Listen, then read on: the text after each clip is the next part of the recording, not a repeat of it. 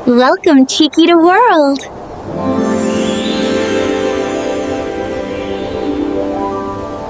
बहुत पुरानी बात है।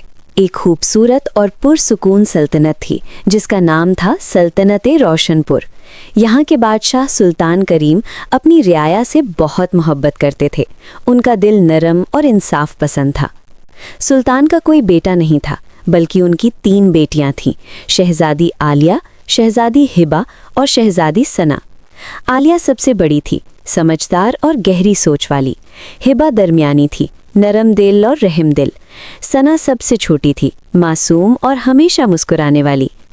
तीनों बहनें महल में रहती थी, लेकिन उनका दिल आम लोगों के साथ धड़कता था। वो अक्सर महल से बाहर जाकर गरीबों की मदद करती थी। सल्तनत में हर तरफ खुशहाली थी, लेकिन सुल्तान करीम के दिल में एक फिक्र हमेशा रहती थी। उनका वजीर मलिक जफ़र एक लालची और हसद से भरा हुआ इंसान था।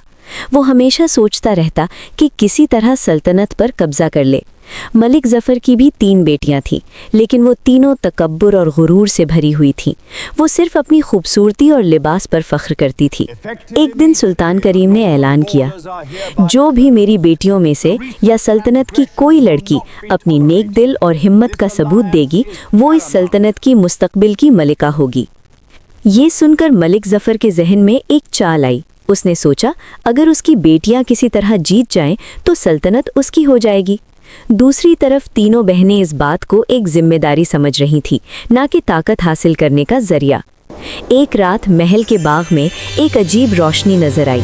आसमान से एक चमकता हुआ सितारा नीचे गिरा और बाग के बीच में एक पुराना दरख्त रोशन हो गया। अचानक एक नूरानी आवाज आई, इस दरख्त के अंदर एक सुनहरी चिराग छुपी है, जो सिर्फ उस शख्स को मिलती है जिसका दिल बिल्कुल साफ हो। आलिया ने कहा, यह हमारी आजमाइश है। हिबा ने कहा, हमें डरना नहीं चाहिए। सना मुस्कुरा कर बोली, हम तीनों साथ हैं, हमें कोई नहीं हरा सकता। अगली सुबह तीनों बहनें जंगल की तरफ रवाना हो गईं। रास्ता लंबा था, लेकिन उनके हौसले बुलंद थे। रास्ते में उन्हें एक जख्मी हिरन मिला। हिबा फौरन उसके पास गई, उसका जख्म साफ किया और पानी पिलाया। आलिया ने कहा, हमें देर हो जाएगी। हिबा ने प्यार से जवाब दिया, इंसानियत सबसे पहले होती है। जैसे ही हिरन ठीक हुआ, वो चमक कर गायब हो गया। सना हैरान रह गई, ये कोई आम जानवर नहीं था। थोड़ी दूर आगे बढ़ने पर आलिया के सामने सोना और हीरे आ गए। आवाज आई, इन्हें ले लो, तुम्हारी जिंदगी बदल जाएगी। आलिया ने गहरी सांस ली और कहा, हमें लालच नहीं चाहिए, हमें सिर्फ सच्चाई चाहिए। और वो आगे बढ़ गई। फिर सना के सामने तेज हवा और डर का एहसास पैदा हुआ।